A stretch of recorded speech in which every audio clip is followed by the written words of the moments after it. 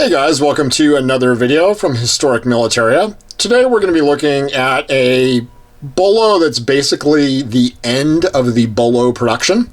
This is sort of when Mauser decided, you know, we've sort of complied with the Treaty of Versailles Treaty, or the terms of the Treaty of Versailles Treaty long enough, and we've been making these smaller guns.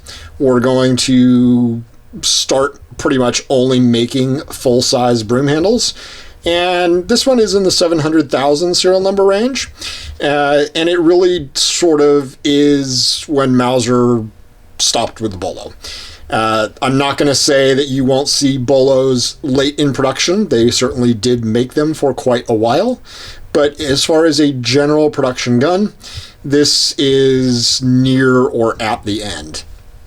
This one is in the 700,000 or 713,000 serial number range. It is a salt blue dip finish, or a salt blue finish, not a dip blue. Been looking at too many Russian reblues lately. This is a salt blued gun, whereas the original earlier Mausers were all rust blued. So it's got this very deep black finish that you're going to see, a very shiny black that is not characteristic of earlier Mausers. And Mauser stuck with this finish through the end of production. They applied it to all their 1930 commercials, and indeed this gun actually is made sort of at the beginning of guns that had 1930 commercial features. This is still a very standard Bolo. It's got all the things that you would see on a Bolo. It's got the short barrel. It's got your Mauser banner commercial logo on the side. It still retains the fire blued trigger. You can see that nice purple fire blue there.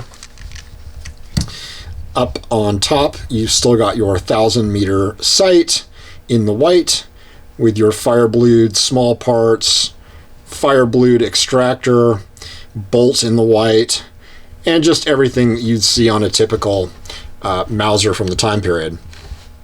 Obviously, they had moved the serial number to the side here. That was a change sort of on the Bolos, and you'll see that there.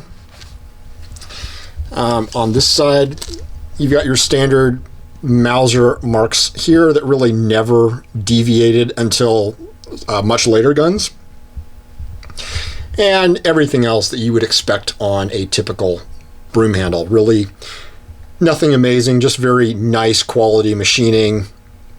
The grind marks here are almost turned into an art form, really. They're almost decorative.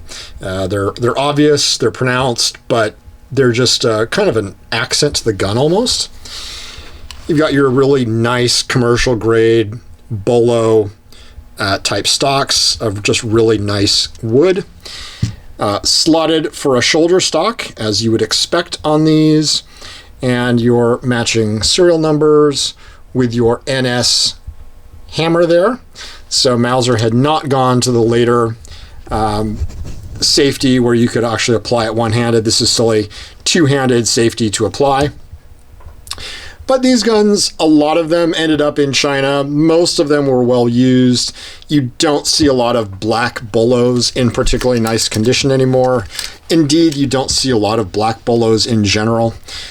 These guns, they didn't make the Bolo that long in this configuration with the black finish, so production was phased out pretty soon after.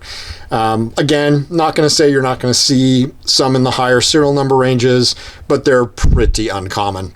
Certainly if you've got one in the, substantially higher than this, I'd love to hear about it. I'd kind of like to know when they phased the Bolo out completely. So drop a comment if you have seen one, if you have one, if you have experience with one.